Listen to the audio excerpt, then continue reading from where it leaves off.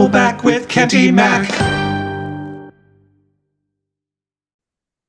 Great, thanks everyone for joining today. I wonder if we could just go around and everyone can introduce themselves and say which regional they will be covering. And let's start with you, Sam.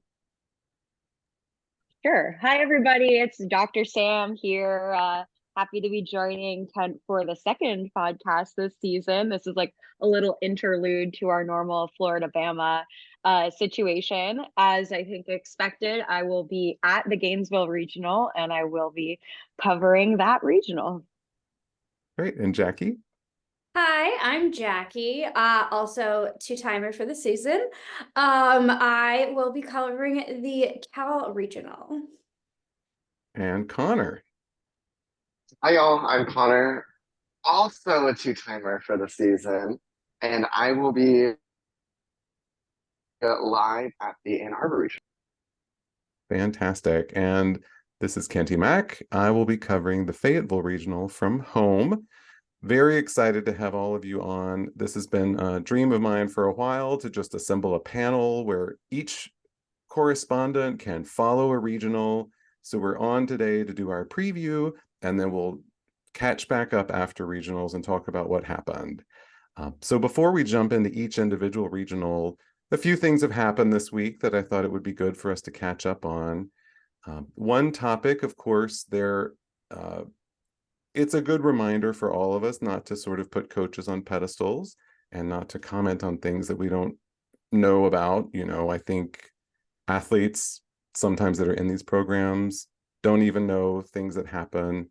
Obviously, some allegations have come out about a coach this week, and another coach has won her conference Coach of the Year award, and both of those things have inspired some conversation on the Gymternet about coaching practices and treatment. And I think that investigations are good, and asking difficult questions are good, and hopefully it will lead to some positive change. And here on the Double Back podcast, we support athletes and we believe women. So we're sending out our best to all of the athletes and looking forward to them having fantastic appearances at regionals. I'm also with you on that, wanting to lead with supporting the athletes first. And it's always, anytime an allegation comes out, you always want to be like, oh, but that was the one we thought was the good one, but there's always something you don't know. But also, you don't know what you don't know until an investigation is done. So it's a hot topic. It's a hard one, particularly since Larissa Libby, the coach is currently under investigation, does have athletes in regionals and was one of the schools that was affected in the weird rollout announcement that was inaccurate, which who knows if that was affected with this. I'm going to assume if it was probably, I'm assuming it's not, but I'm not in the prediction game with that. But yeah, it's all my love to the athletes is all I'm going to say. Yeah, maybe to say one thing about the Amy Smith situation. So that's of course, the Clemson head coach, who there have been a number of allegations that have come out from multiple programs that she was at before Clemson. And she was hired at Clemson. Multiple people reached out to Clemson, and they've essentially ignored any sort of asks. They basically said, we did a background check and we're good with her. I hope that the athletes in her program are supported and that, you know, she's not engaging in those behaviors, but we never know. And I feel particularly uncomfortable with her winning the ACC Coach of the Year, because I think that the Coach of the Year should be not only about the like how well the program does, but also about being a good coach. Not just like, it's not just about wins. Or about coming out well in your first year. So I'm uncomfortable with it just because, like, it's clear the gymnastics community knows about her history. And I do think that while Clemson had an amazing first season, that is something that probably should have been taken into account when selecting the Coach of the Year. I also think that it's not like other programs in the ACC's first season didn't have a great season. NC State had an amazing season. So I guess for me, I don't understand why the NC State head coaches, couldn't have won that award. It's not like there was, she was the only program that had a great season. So I'm particularly uncomfortable with that. I saw a couple of the TikToks from her former athletes that have, come resurfaced back up. And yeah, I think that I always believe athletes. I think that particularly in that case, there have been some horribly graphic stories about her coaching practices. And I wish that both the ACC and Clemson would, open their eyes, I guess. But I hope for the best for the Clemson athletes. And I'm covering Clemson at the Gainesville Regional. So I'm hoping for the best for the team and the athletes. But yeah, super uncomfortable with that. Yeah, I think another thing to add is I think the people who are still supporting these coaches after allegations have come out want to say, oh, people can change, yada, yada. But like when some of these allegations are extremely recent, it's hard to say, yes, this person has changed and learned when it's something within the last few years, and some of these people might have just recently retired or they're still active. And it's hard to want to hope that someone can have this moment of, aha, I've changed, I can now do better, when it's all still, it's a current thing. So it's very frustrating that Clemson, Amy Smith did get that win for Clemson when there was options. They didn't have to. Yeah, and if I'm totally open to hearing if people have changed and if people have self-evaluated and turned over a new leaf. And I think the challenge with Amy Smith is that we have not heard her say any of those things. I would like to hear her say what she's doing better and how she's changing. Connor? I just hope we don't forget that we're starting to finally have the conversation, particularly in elite, but now into NCAA, that abusive coaches can still win. And for a while, they're winning a race. People believing the abuse and the claims from gymnasts. And we were, it's like feels like we take one step forward and then two steps back, where I hope we don't forget that these allegations, just because Amy Smith was the head coach of a historic team this year. Agreed. And unfortunately, we've seen that time and time and again. Yep. Another big topic this week has been these regional placements and how people are placed into a regional based on both allegedly ranking and geography. I think I would say the bottom line for me is I'm a big fan of, let's stop calling this a regional at this point. I think this is the first round of the NCAA championships, and I think that teams should be assigned 100% based on ranking. And obviously host conflicts were a big problem this year. And so, I don't know if moving to neutral sites is the way to go, or encouraging institutions to host who perhaps aren't in the top 16. I think it would be great to see some other institutions host these, but would love everyone's take on that. Maybe Jackie, you could start. Yeah, I seem to have gotten some flack last week in regards to my want for neutral sites to host, and I am all for it. It is ridiculous how every single host team either won, or if they weren't a host team, their team was very close by, within a very close proximity. And I'm all for, I don't care if your city or a nearby city wants to host, that's cool. But if you're going to have something, let's say the Utah meet and the Louisiana meet were in their home stadiums, but were close enough to be considered basically their satellite campus. If you're going to do that, I'm okay with that. I mean, it's not my preferred choice, but I think you should do away with the false advertising. It's a home meet. It's just a little further away from home. It still has the advantage of being close by. You still have some of the creature comforts of knowing the area, having most of your friends and family be there. If need be, you can sleep in your bed if you really want to have the comfort of that. You have those options to you. Yes, probably would be at a hotel still nearby because that's how NCAA often works, but you have those options. Whereas people who are traveling hundreds of miles, dozens of miles, whoever, they don't have those often comforts. They sometimes have to deal with travel delays.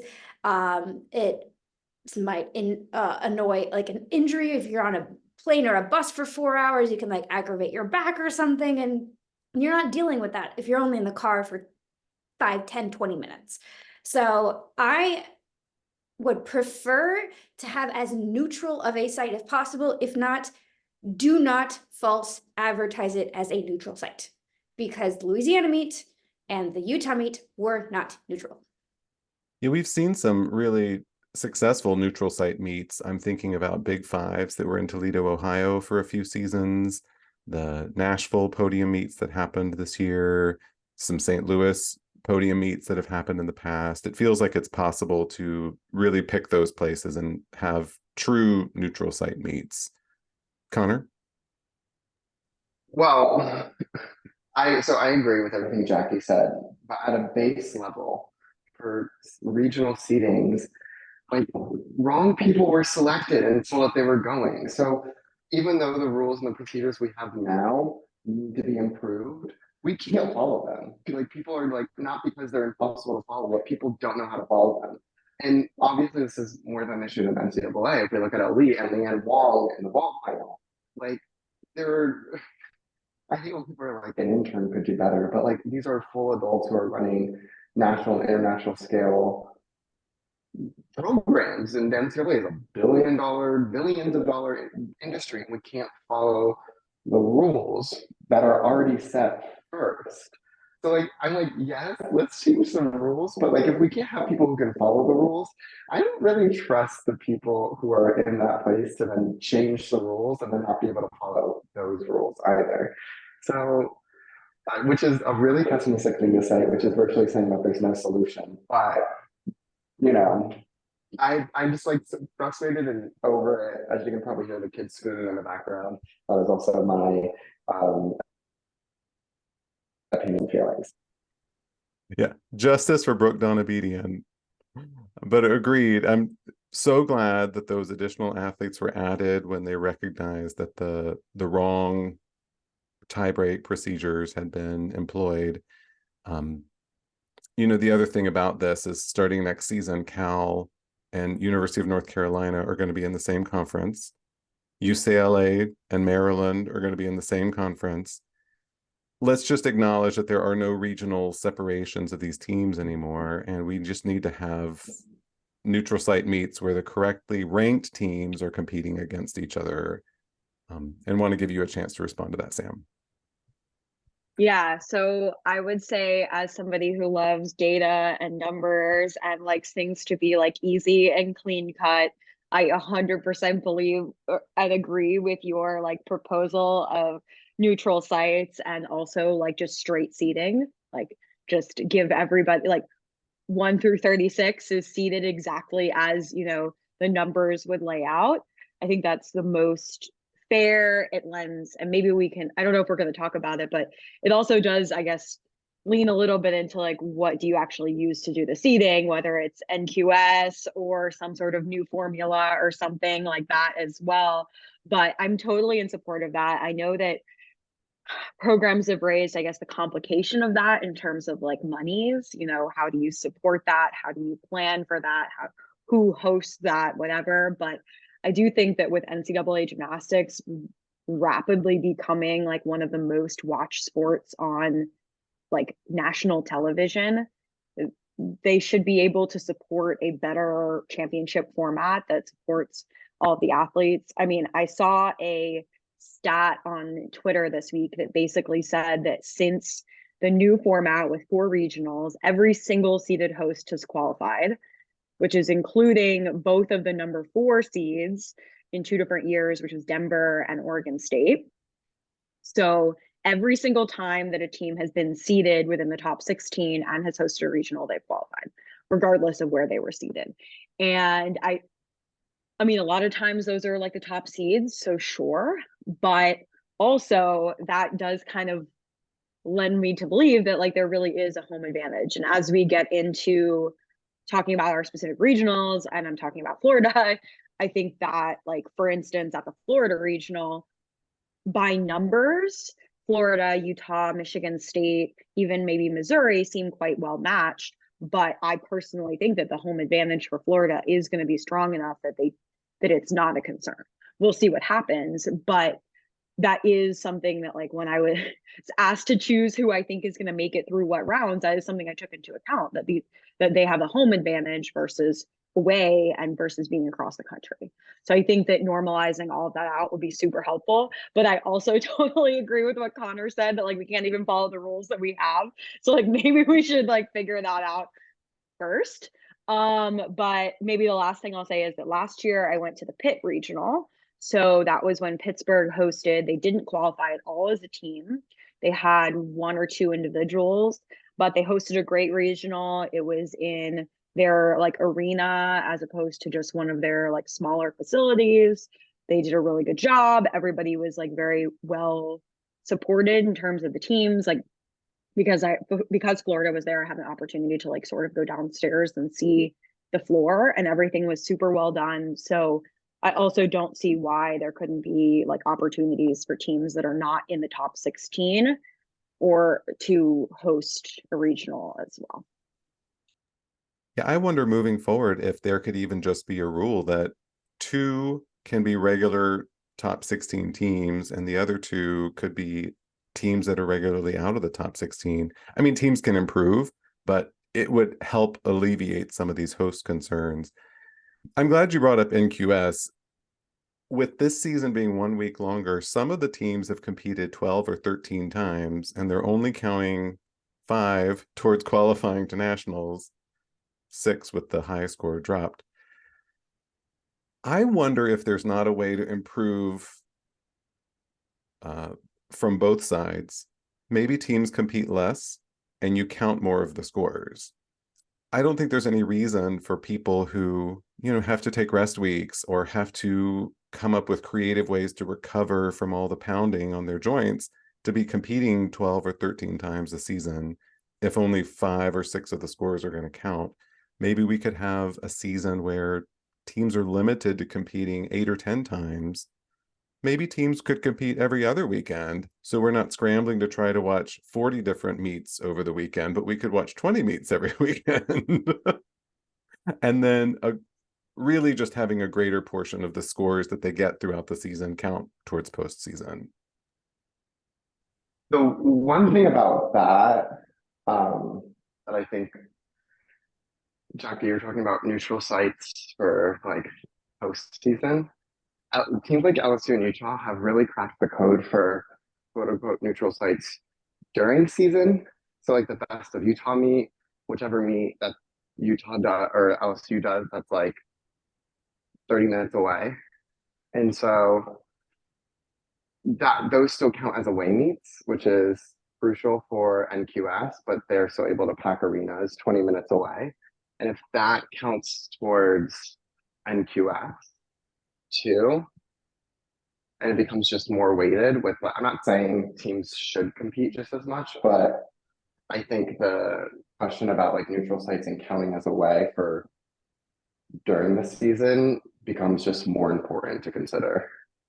Right. Some programs don't have the resources to hire a fancy arena 10 minutes from their school and throw a big meet like that.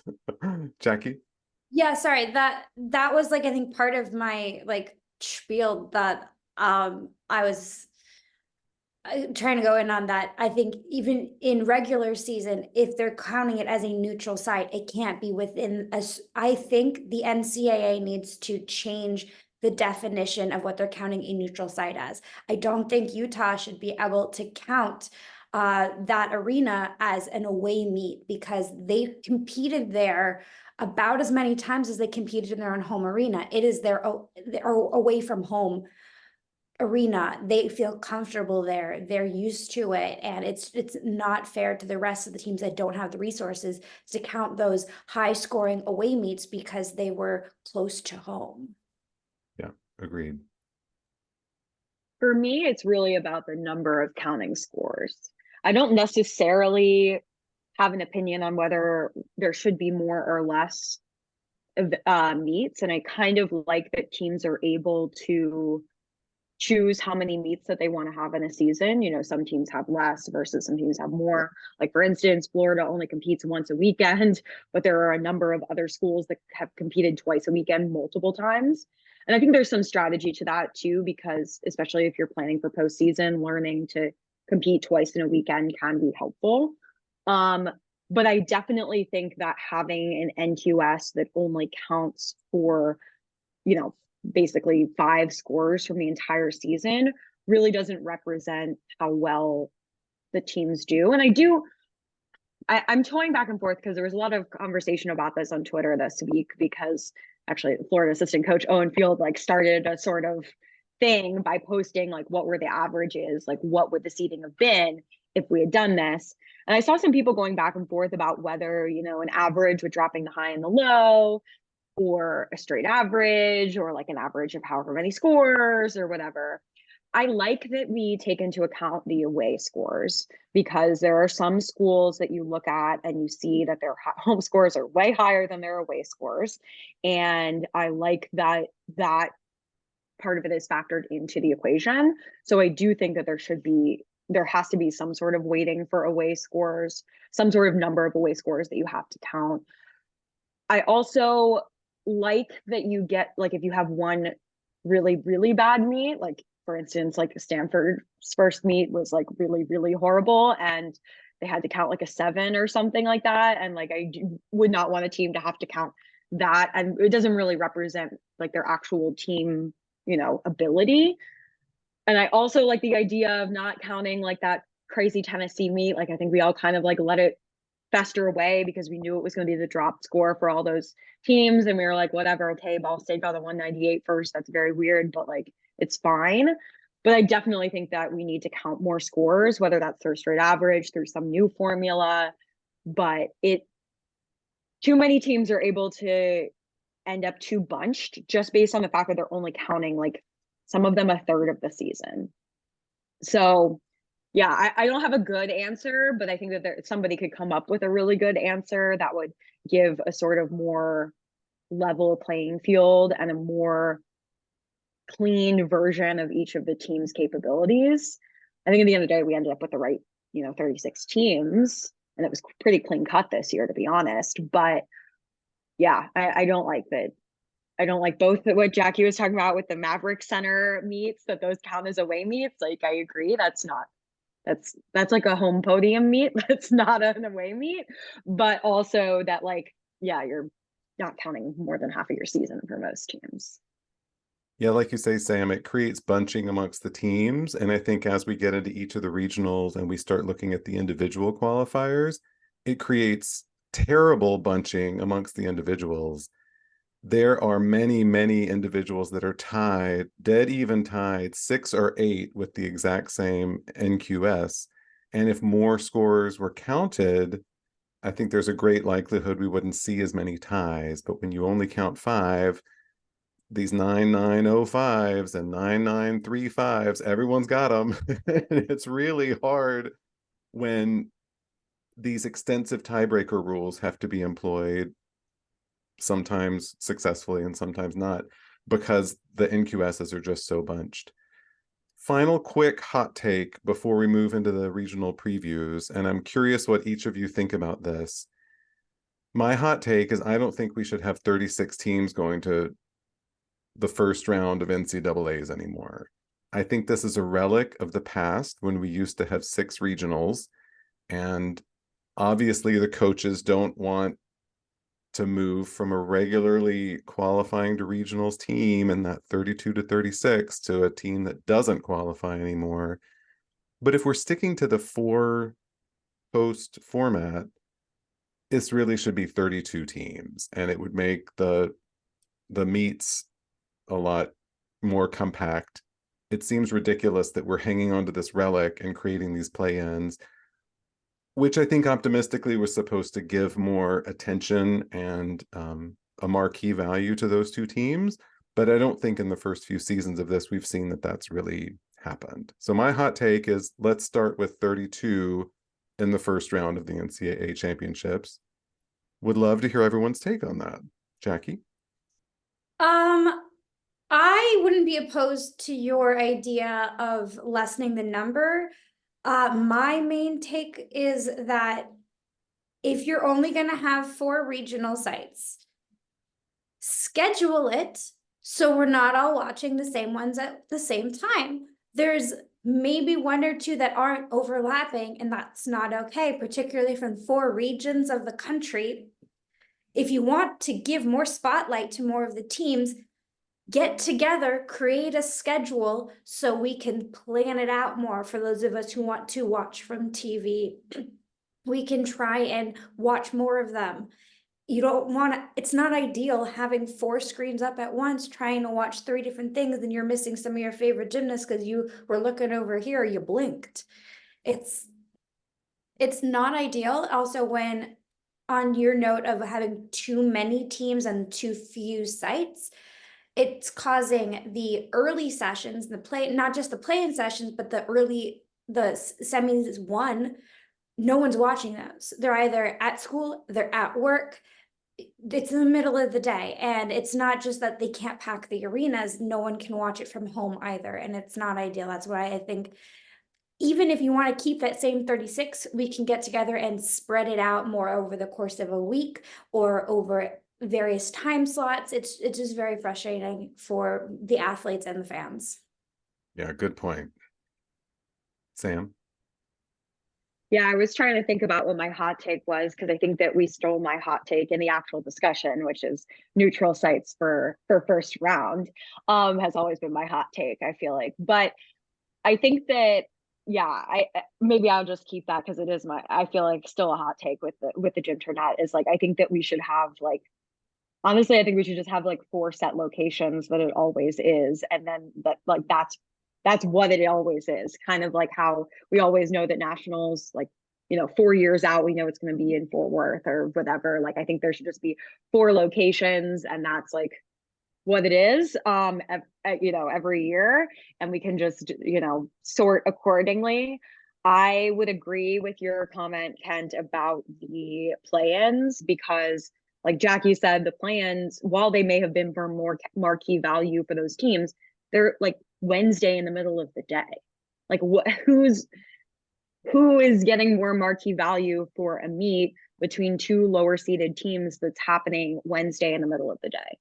And, people could argue that there are teams from the play-ins that have made it to the finals. So NC State was in a play-in and made it all the way through, but NC State also shouldn't have been in the play-in that year. So it was like, well, if there hadn't been play-ins, they would have still been in, they could have still done that, and they would have had 1 less meet in the weekend anyway. So agree with both that, and agree with Jackie's suggestion of like, I don't understand what this NCAA, like, everybody has to start at the same time in their own time zone. Like, everything has to be at like 1 p.m. and 7 p.m. It's like really dumb. Why couldn't we have done 1 p.m., 2 p.m., 7 p.m., 8 p.m., or 6 p.m., 7 p.m. or whatever, and then everything would have been stacked less, or whatever. The other thing that, like, maybe, if we're thinking here about like hot takes or how do we fix it, if you're calling it a first round, it's not 4 regionals anyway. You could theoretically even just have 2 sites and just do them on the 2 opposite days. Have the Thursday, Saturday, and the Friday, Sunday regional be in the same place. Makes it easier. You only rent the thing out for the whole weekend. Less like, churn, more like being able to bring all the same judges to the same place or things like that. And then you could just have like 2 different places. But now you've got me too long thinking into how we would fix our problems here. But yeah, those are my top line hot takes, and maybe not quite as hot. Love that idea. Connor, any hot takes before we jump into the regional preview? All of the above. Obviously, my hot take is fire everyone and rehire people who know how to conduct a simple if-then statement to just simply calculate the tiebreakers. And then once we have those people in place, I trust them to redesign the rules. Here, Fantastic. Yeah, agreed. Someone with a simple ability to do an if then. Love that. you can So- work your Google Doc, you're hired.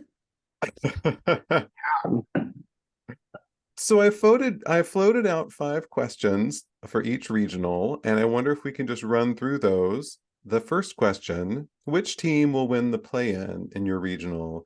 And Sam, I wonder if we can start with you, because I think the play-in in Florida is going to be one of the really exciting ones to watch.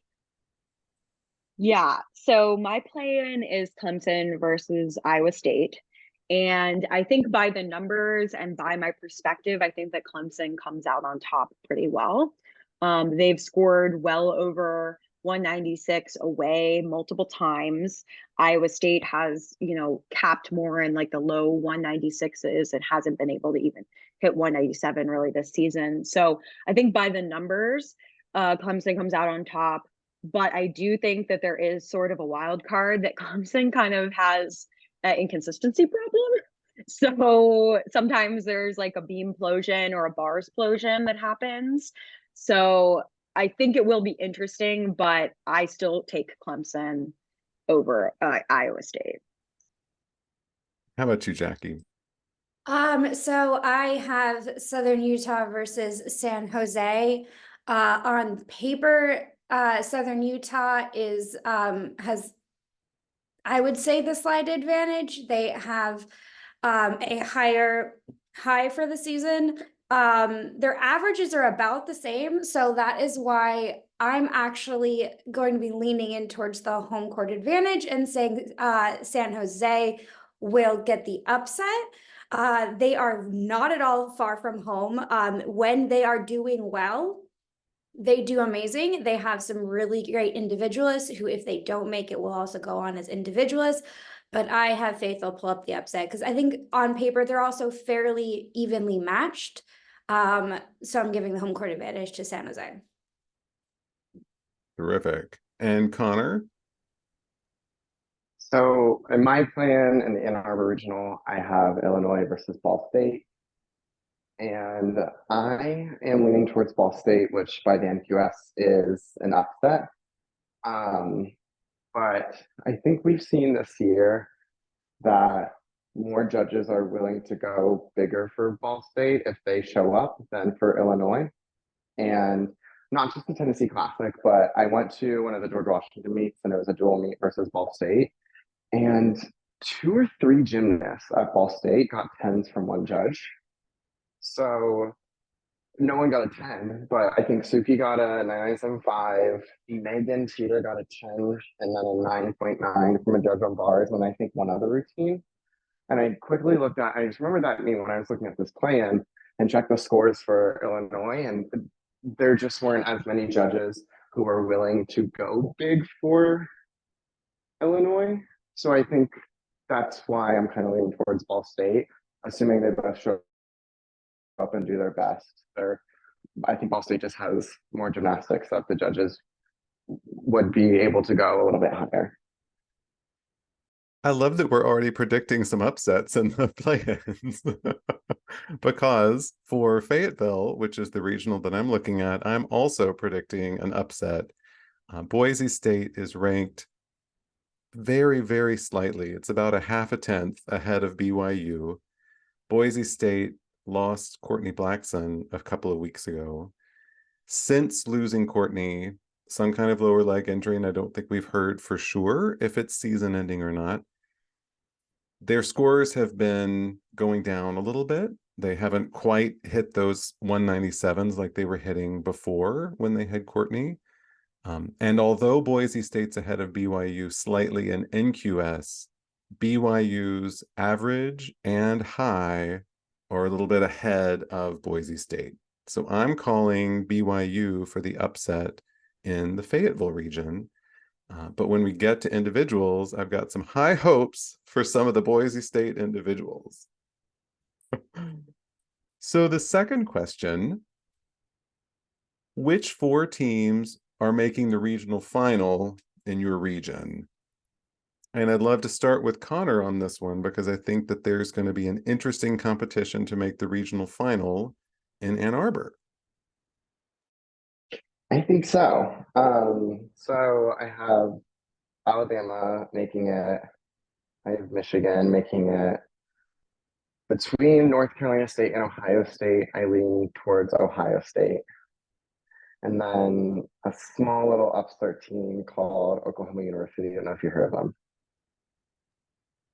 Do they do gymnastics there? They're okay. They're okay. I think NC State, as we kind of talked about a little bit earlier on a very different topic, has had a very, very, very great year.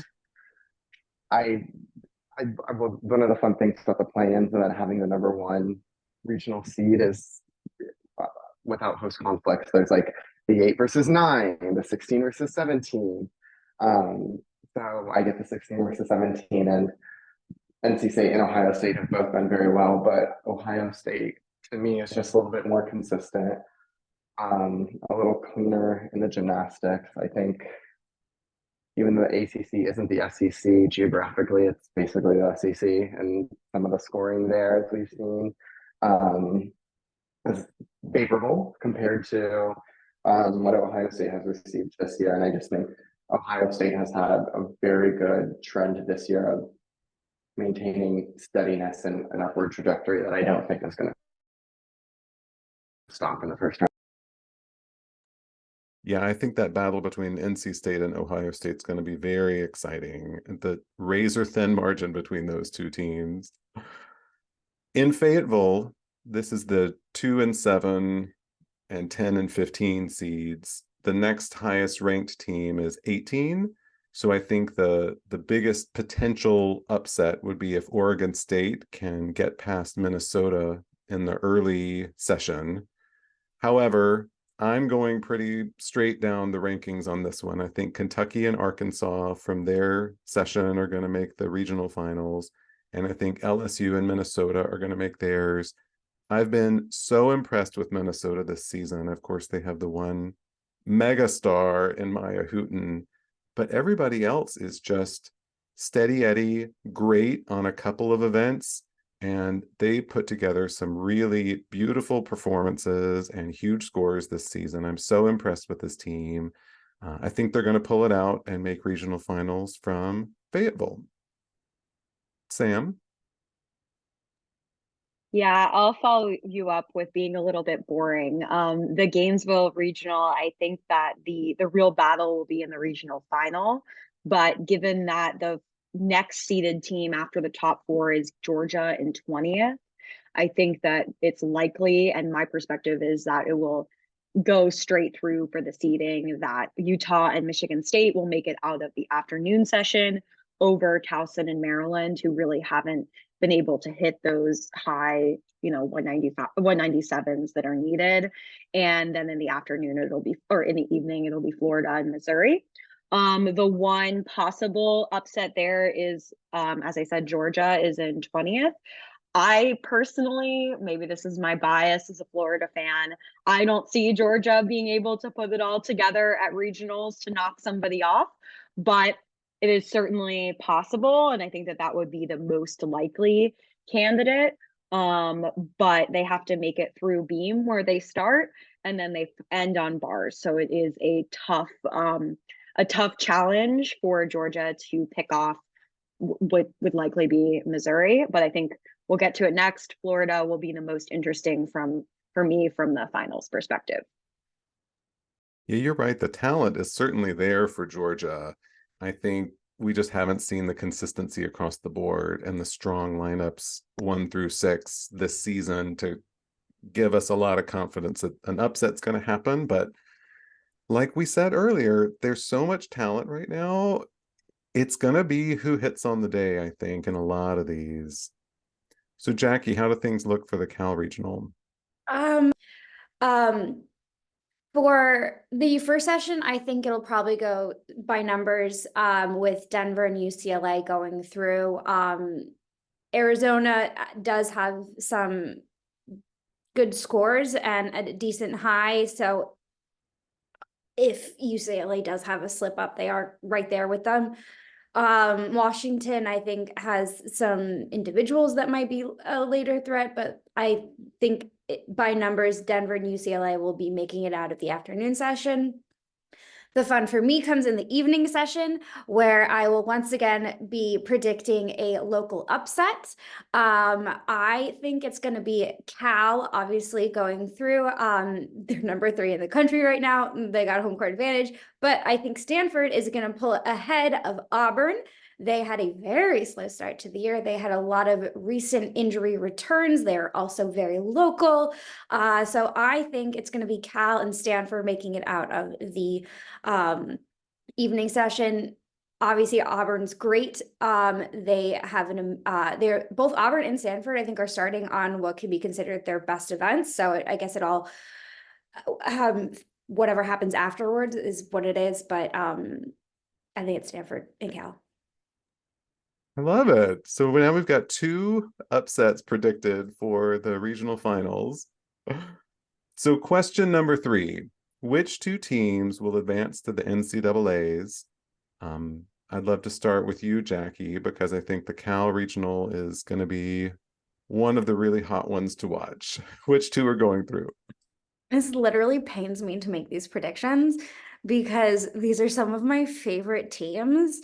As a Bay Area local, as someone who has ties to California, to Los Angeles, who has ties to Denver, like all of my favorite teams are in this regional. So I'm very sorry to those who I will not be predicting. But I am going to obviously give the home court advantage to Cal going through as number 3 seed. And then once again, I'm going to give a slight California home court advantage to UCLA. And I think they can do it and make it through to regional. Some people might call me a little crazy or silly saying that, but you know, hi, Sam. Let me dream for like 5 seconds here. They've had people come in and out with injury pauses, with trying for the Olympics pauses. When they're there, when they're on it, they're on it. And I think since I'm always one to give someone a local advantage, they are more local. They are from California. They aren't traveling as far as Denver. They are used to competing at Berkeley. They are sister schools, literally. So I think if Denver has a slip up, UCLA will be, hey, I'm here. Let me make a conversation here. That being said, if Denver makes it through, nobody's gonna be surprised. Denver has an amazing season this year with some amazing gymnasts. So I think it's gonna be a real battle to make it out of it. But I'm gonna go on a limb and say Cal and UCLA, but that's also just my extreme bias. So who knows? Sorry, Denver. I absolutely love you, though. It'll be an exciting one to watch because I don't know that we've seen too many meets this season where UCLA has really put everything that they're capable of together. And if they do it at that regional final, it's going to be really exciting. Over to Sam for the Florida regional final. So I think I previewed this earlier, saying that I think that, like Jackie's been saying a lot, that the home court advantage is very strong. So in the Gainesville regional, I think there's been a lot of discussion on the internet, a lot of people predicting that Florida wouldn't make it out, that it would be Michigan State and Utah. And again, maybe it's my bias, but maybe it's just the fact that I think that like they're at home, they're in their home arena, and I find it very unlikely that at home Florida would not make it out of their own regional. You know, if this was at Michigan State or at Utah or at a neutral site, I may feel differently, but I do think that Florida almost has to make it out of their own regional. It's their own equipment, it's their own gym. I boringly also take Utah. I also just don't see how Utah has looked good, and they've looked very consistent at the end of this season. And I think that they probably make it out of this regional too. The one thing that I've looked at is, of course, Michigan State is the spoiler. I like Michigan State. I've seen them compete a few times. I would like to see them make it to nationals, but I do think that in the last few weeks, Michigan State has been really good in the state of Michigan and has been really good close to home and hasn't been quite as good far away from home. So I think that it's like, in my perspective, it's going to be Utah and Florida that make it out of that regional, but I do think that that regional final is going to be super interesting and really tight. And you know, I also think that Missouri has a really good shot. They had that early season at big SEC win. They have been, you know, they won the first session of SECs. They've been pretty consistent. I just don't think that they have the possibility of those like basically 9925 plus scores throughout the entire lineup the way that both Florida and Utah do to be able to really hit through. But the last thing maybe I'll say is that Florida has to make it through all 4 events. We like discussed, I can't even remember if it was before we started recording or after, probably before, the possibility of like, I don't know, a hot take of like 5 up, 5 count in the future. Yeah, Florida would kind of get screwed by that, I think, this year because they've had a lot of falls that they haven't had to count. So they got to make it through and make sure that they are, you know, staying on all the apparatus, that there are no like 9-7s that have to count because somebody fell earlier in the lineup. So I take Florida and Utah. Excellent. I'll save Connor for 4th because I think there's going to be a battle in the Michigan region as well. And I'll go ahead and give my predictions for Fayetteville because I think this one's a little bit boring as well. Kentucky has had an absolutely fantastic season, brought in amazing new talent. They've looked terrific across the board, ranked number 7th. I don't see a world in which they're not qualifying through for their 2nd consecutive NCAA national championships. They will have to defeat Arkansas, of course, and Arkansas has looked great as well. They've brought in some amazing new talent, and I've been so impressed with them this season, but I feel like Kentucky's got enough in the bank to do it. And then, of course, LSU, currently ranked number 2. We'll see how they score in a truly away environment. As we've pointed out before, we haven't seen too many away meets for them. They've either been at home or just down the road. But again, their talent level is huge this season and they're looking amazing. And they've gotten some incredible comeback from Kaya Johnson, and the fact that Haley Bryant keeps cranking out the hits with the skill level that she's been doing has been incredible. So I'm calling it for Kentucky and LSU making it through from Fayetteville. So Connor, how do you see it shaping up at the regional final in Michigan? So obviously Oklahoma, unless, so I'm kind of rooting for either Oklahoma to get a 199 or flop and miss. Like I kind of don't want anything in between. I don't want a mid off. I want another record broken. I want a 40. I want Audrey Davis to get another 10 on bars. Like I want it. And then so you're like it could be a contentious battle. Like it could. I'm saving space for a battle between Alabama and Michigan, but I don't really think it's going to be like that much of a battle. I think Alabama is continuing to look good, and I just think Michigan is going through it this year, which kind of sucks that at home they're going to. I don't think they're in a place to take full advantage of their home court advantage. As someone who loves Michigan, it hurts me to say, but I just don't see them beating Alabama. All right. So that is our predictions for the 8 teams making it to nationals. Next question, which individuals will qualify through? So as a reminder, there's one all-arounder and one event specialist on each event that will qualify through from the regionals. Those can come from the teams that don't make it. Those can come from the individuals. Jackie, what individuals do you see coming through the Cal Regional? So my regional is one of the I think tough spots for individuals because there's a lot of bunching. Just for the all-arounders, MJ Frazier is number 3, Jessica Hutchinson number 4, Selena Harris number 5, Mila Zahn number 6. So numbers 3 through 6 all in the same regional. So if your team has a bad day, you then have to fight with the girl right beneath you. So this all really depends on which one of those two are making it out.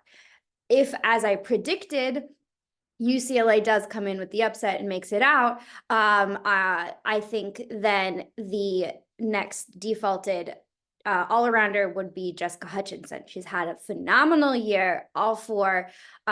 She's getting 9 nines left and right. Asterisk, if UCLA doesn't make it out, Selena Harris is going in, obviously. So assuming we're talking about UCLA making it in, I think that the all around, though I think it will go to Jessica Hutchinson, can also have a conversation of potentially Chloe Whitner, who made it in last year as an all-arounder. She's coming back from injury, so we don't really have her in the all-around rankings accurately. So if she doesn't get that all-around spot, I think she will be threat on the other events. For vault, I'm going to say that Anaya Smith from Arizona State has a real potential to make it through on her own. She's currently ranked number 13th. There are a couple right hot on her tails though. Cassie Stevens, number 21, right below her. For bars, I'm going with Chloe Whitner. I think has had a really great season on bars. She, though, is actually tied with Skylar Kelly-Wellhome in the bars ranking. So if Skylar wants to have a day, make it to regionals, that would be fun for the Huskers. But I'm going with Chloe. Once again, for beam, Chloe, phenomenal beam worker, and close to home, love that. And then for floor, it's, you know, it's so hard to predict floor when you have teams like that. They all have phenomenal gymnasts. And for floor, I have Chloe again as the highest ranked at 37, but also tied for 37, Madison Ulrich from Denver. So if we want some more Denver representation, if you want to pull for an upset, but I think Chloe's going to get the majority of them. I think Jessica's going to get the all around, but Chloe could go for the 3 out of the 4 other spots. And that would be cool for Sanford, I guess. Not as fun for those of us who want more individuals and nationals, but that's what I'm going with. I'm going Jessica all around, Anaya, and then Chloe. Go Chloe. 3 events. I love it. Can't wait to see that. So Connor, what individuals do you see moving through from the Michigan Regional? So I didn't have Michigan making it through to the final. So that means there's a chance that Michigan could potentially sweep everything. Sierra Brooks, Gabby Wilson on any event, any given day. Demi Morrison is starting to like warm up things, and which would be kind of cute and sweet if she had a little redemption moment and makes it. I think, and those are like kind of obvious people. Bauman on any of her 3 events could easily do it. She's been a rock star this year for them and consistently posts some of the highest scores on the 3 events that she does. I think Chloe Negretti is a potential person for NC State for any of the 3 events she's on. She's fabulous as well.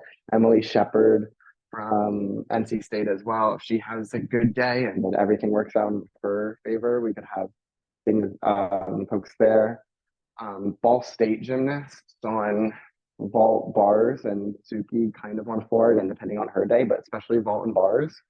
You could have Suki make it. Megan Teeter, again, one of the gymnasts who has gotten a 10 from at least one judge multiple times this season, which, you know, can play in her favor if at least two of the judges start to score high for her. And Mia Takakawa is my pick for Beam, my like feelings pick. I would love to see her on Beam make it there. So if not Michigan, besides, I think for bars, my pick is Megan Teeter. Beam, my pick is Mia Takakawa. Michigan for everything else besides Chloe Negretti on vault or floor, one of the two. It doesn't matter which one, and it doesn't matter who from Michigan makes the others. That's my prediction.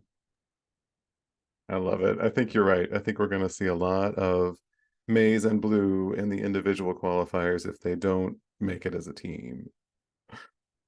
So Sam, I think we're ready for it. Bring on the spreadsheets. Okay, thank you. So there's a lot of individuals at this Gainesville Regional that I think have a good shot. But the one thing that I think sort of separates out the individuals is based on which session they're in. So I'm taking the sort of numerical benefit of being in the evening session versus being in the afternoon session. So unfortunately, for that reason, I think that all of the amazing athletes that have made, you know, are ranked really high for Michigan State, I don't take them as likely as the athletes from Missouri and Georgia that will be in the evening session. So my pick for all around is Lily Smith from Georgia. She is the highest ranking all arounder that is not from Florida that is in this competition. So I think that she wins out there. She's actually tied for NQS with Skyla Schulte, but I take her over Skyla because unfortunately Skyla's in the afternoon session. So I don't know how the judges are going to be feeling, but I definitely think that Skyla has a shot, but she's got to like really get those scores in the afternoon session, which I think is harder. On vault, I go with Jocelyn Moore from Missouri. In the evening session, she's had a great season. She's really been able to find those landings. And I think, again, her being in the evening session will give her the boost. My sort of backup, if she can do it from the afternoon session, would be, of course, Sage Kellerman, who has also had an amazing season on vault. But I think she has to like actually stick the vault in the afternoon in order to be given the like benefit of the scoring from the afternoon session. So this regional is like bars party. There are a lot of beautiful bars workers that I think could make it through. So you have Isabella Minervini from Towson. You have Lolly Decadaisy from North Carolina as an individual. You have Delaney Harkness from Michigan State. You also have Mara Tatarsaleh from Missouri, Lily Smith, who I have already called for all around. So I will take her out of the running here. And because of the, as I said, afternoon versus evening advantage, I go with Mara Tatarsaleh from Missouri. She's their anchor, and she's also in the evening session. So I think she gets a little bit of a benefit there. But I also think, well, first of all, if Lily Smith does not go for all around, I think that Mara has some really tough competition with Lily, because I think that if she doesn't go for all around, she'll probably go for bars. But I take Mara over Isabella and Lolly because of her being in the evening session, and also the fact that she is with a team. So I think that and a team that is likely to make the regional final. So a team that's probably going to be building and scoring. For Beam, this is an interesting regional because I think all of the best beamers in this regional are on Florida and Utah. This is like going to be a beautiful beam regional because you have Florida's full beam lineup and Utah's full beam lineup. But once you get sort of outside of Florida and Utah, you kind of see a little bit, I guess, less really specific beam workers. My pick is Sienna Schreiber from Missouri, who has been awesome on beam this year, again, in the night session, and has scored a 10. I'll save my other possible pick for the last question because I know we have one more question. But yeah, Sienna Schreiber would be my pick for beam. And then on floor, there are a lot of great floor workers because there's floor workers from Clemson, there's floor workers from Georgia, from Michigan State, from Missouri. It's like floor worker party here. And I do kind of think that on floor, they may be willing to go high in the afternoon as well. It's kind of floor. I feel like the scores this year have just been like 995s for everybody. But I think that I follow the same trend I've been going on and I go with Missouri again. And I think that I go with Jocelyn Moore again. So I think I see her taking both vault and floor, but if not, I could definitely see Amari Celestine from Missouri as well. I think it's just going to be whoever is the highest ranking Missouri athlete on floor that will take it away.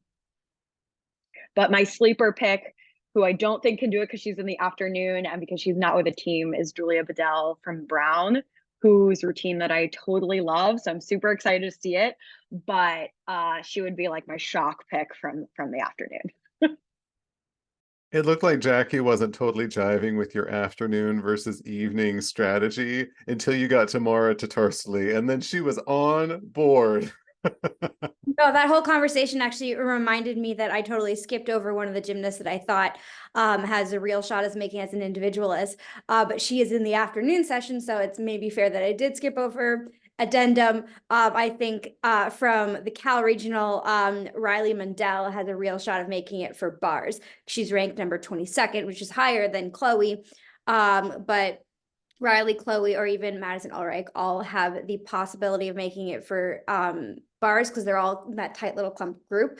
But Denver, since they are in the afternoon, it really all depends on who shows up that day, I guess. So sorry to Denver that I forgot about you. I love you. Well, in the Fayetteville region, there are some very exciting individuals to watch. So if you're looking for one of the regional semis to watch, keep your eyes on some of these individuals. First of all, Jade Carey does not have an all-around NQS right now. She has competed all around 6 times, but only has 2 away. So if you did calculate an NQS based on the current 6 that she has, she would be the number 14 all-arounder in the country, which would put her far and away likely to qualify from this regional, since I've predicted that Oregon State will not make it as a team. So I'm going with Jade Carey in the all-around, and that one's pretty cut and dry. It gets more exciting when you get to the events, though. So if Arkansas and Minnesota do not make it as teams, which I'm predicting that they won't, vault is going to be a very dramatic competition. We've got Maya Hooten, currently ranked number 8 in the country. Lauren Williams, currently ranked number 21 in the competition. And my sleeper pick is Sophia Esposito from Oregon State. I've had her on one of my fantasy teams, and she's been doing absolutely brilliant job sticking her Yurchenko full and getting huge scores all season. So if the 1.5s aren't sticky that day and she can nail a Y1, Y full, it could very well be Sophia Esposito. I'm gonna go with Maya Hooten. I just have in my mind that one that she stuck to win her conference championship, which she won all 3 of her titles for the 3 events that she competed. And I think it's going to be Maya Hooten. This regional is going to be very exciting for the individual qualifiers. Emily Lopez from Boise State is an asterisk individual qualifier because she is with her team in the play-in, but I'm predicting that she will compete on her own in round 2. And I'm predicting that she is going to be our national qualifier on uneven bars. Other competition there, of course, Jade Carey, if she doesn't go for the all-around, is ranked number 4 on the uneven bars. Allison Fears from Arizona is tied with Emma Spence and Kenzie Davis from Nebraska. All 3 of them are ranked highly on the uneven bars, and all 3 have gorgeous routines. But I think I'm going with Emily Lopez from Boise State. Balance beam as well. I'm leaning on my individual qualifiers here. Brinley Anderson from Brigham Young is currently ranked number 29 on balance beam. The only person ranked higher than her who's available would be Jade Carey, who's ranked 21st, but I'm calling Jade Carey for the all-around. So I think Brinley Anderson from BYU is going to make it on balance beam. It's going to be a tight competition because Elena Dietz from Arizona is also in this regional, and she's got a gorgeous balance beam routine, and anything can happen on the day, of course. Elise Rollins from BYU is in this regional. Sophia McClellan from Nebraska is in this regional. So there's a lot of great beam workers pulling for BYU to pull it out. And then floor exercise. This is where it gets very, very challenging. I would love to say that Kendall Whitman, our individual qualifier from George Washington, is going to make it. She's currently ranked number 27. Would love to see it.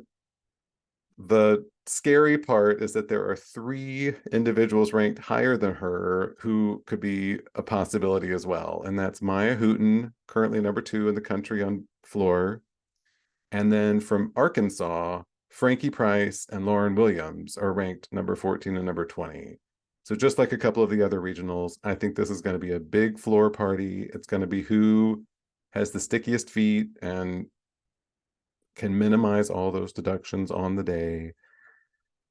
I don't want to predict Maya Hooten for 2, so I'm going to go with the feelings pick here and say Kendall Whitman is going to get the score she deserves in this regional, and she's going to make it. So then the final question, and I think it's kind of a moot point for Fayetteville because I predicted like 3 individuals to go through, but which individual regional qualifier, someone who's going to their regional without a team, has the best chance to make NCAAs from your region? And Connor, let's start with Michigan. So, kind of predicted a few of them, as you were saying, with folks who didn't make it to the playout for your round. On mine, Illinois, I think there's a few competitors here. Lyndon Holtness for Illinois for bars, Mia Takakawa on beam. I think Mia Towns also has a chance for floor as well. If Ball State doesn't make it to the playout or play-ins, again, vault and uneven bars, any number of gymnasts could go from Ball State.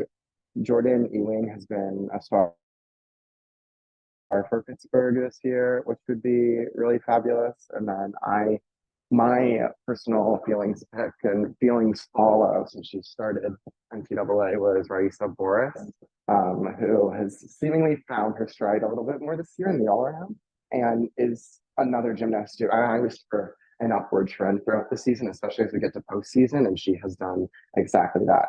She's kept scoring better, getting more confident.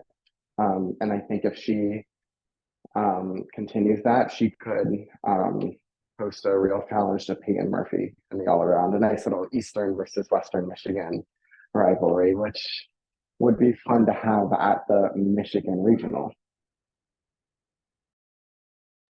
Nice, I love it.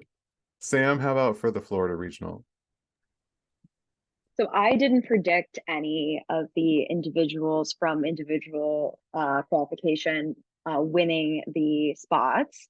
I did mention that for feelings reasons, I would love if Julia Bedell was able to do it, just because I think it's really cool to be coming in from an Ivy and making regionals and then also having a shot at nationals.